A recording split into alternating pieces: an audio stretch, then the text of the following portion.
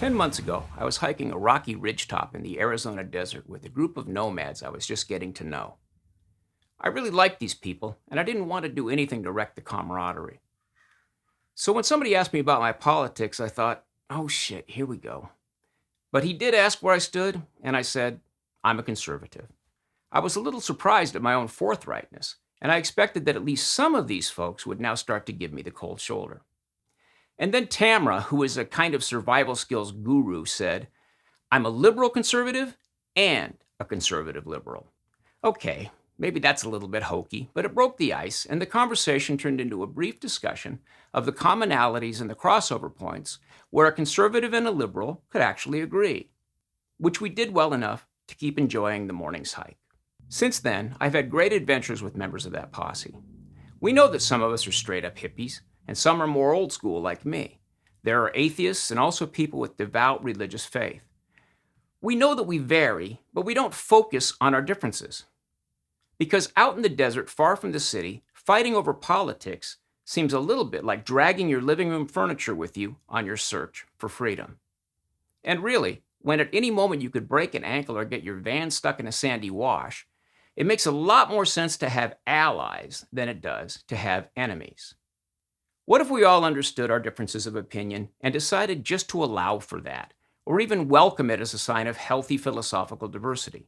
What if we began to prefer that a wide spectrum of thinking could be found right there in our own circle of friends? Wouldn't that say something good about us?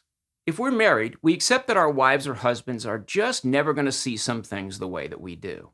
We take that into account and the relationship adjusts accordingly. We don't hate them for it, do we? We don't yell at them about it. More and more studies are showing that liberals and conservatives actually have slightly different kinds of brains. If that's true, maybe it's not a flaw, but a feature. We know that two heads are better than one at solving most problems. Is it possible that when crafting a society, two types of heads are better than one type?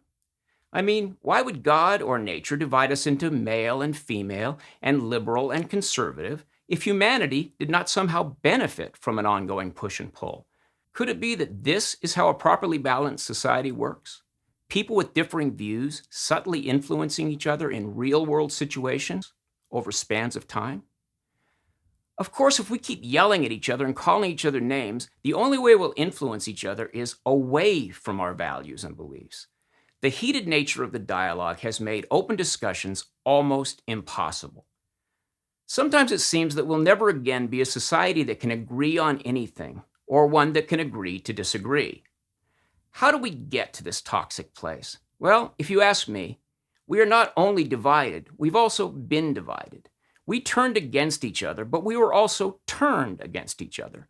On either side of the political spectrum, a relatively small number of people make their livings keeping us angry and defensive.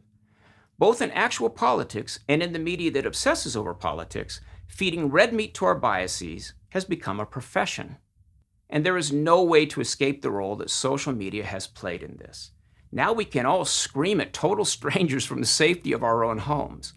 That is something entirely new in human history. For several years, I've been referring to the hard left as control freaks and change junkies. I stand by that assessment. But now I've been on the right long enough to know that the hard right is just about as controlling as the hard left. Not so much in a legislative sense, maybe, but I've met my share of right-wing guys and gals who do not allow deviation from their doctrine. You buy the whole package or f you, buddy. Don't believe me? Read the comment thread. Wait, I should tell you this. A few months after that hike, I got into an argument with one of those guys on one of Tamra's Facebook threads. I didn't place him at first because I only knew him by his first name. He was going at me hot and heavy, and I thought, who's this dude? So I clicked on the little picture and went to his profile. He's that Jason? Oh man, I like that guy. I had no idea he was such a Facebook savage. So I wrote this to him. Well, Jason, you and I are obviously going to have to settle this with tomahawks at dawn on a mountaintop somewhere in Arizona. He came back with, oh shit, you're that Dave? LOL. Sorry, dude. No worries, brother. No worries. And without needing to say so, we called a ceasefire. And it was easy because we'd had fun together and even taken risks together. before politics ever came into the picture. I respect him. He respects me. Neither of us wants bad blood next time we meet up at a camping trip. It is possible to set all this nonsense aside, at least temporarily. I'm just wrapping up a charity fund drive to finish building an orphanage in Uganda. I've had 2 female partners in this. One is a rock-ribbed conservative songwriter, and the other is a well-known liberal faith-based community organizer. I shit you not, my life is actually that weird. The performers on the benefit show ranged across the spectrum too, and I mean all across the spectrum. The facility was donated by a very nice liberal couple who probably agree with me about 10% of the time. As host, I had one rule: no politics. We had a fantastic evening. We did some good in the world. We brought out the best in each other, and no blood was spilled.